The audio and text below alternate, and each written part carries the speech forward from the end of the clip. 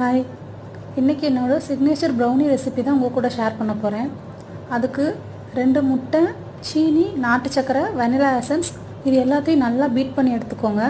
உங்கள்கிட்ட பீட்டர் இல்லைன்னா விஸ்கில் கூட நீங்கள் பண்ணலாம். இதில் butter and dark compound double boiling மெத்தடில் மெல்ட் பண்ணி வச்சுருக்கேன். அந்த மிக்சரை இதில் ஆட் பண்ணி ஜென்டலாக மிக்ஸ் பண்ணிக்கோங்க. அப்புறம் வெட் இன்க்ரீடியண்ட்டை மைதா அண்ட் கொக்கோ பவுடர் இதை சலிச்சு எடுத்து வச்சுருக்கேன்.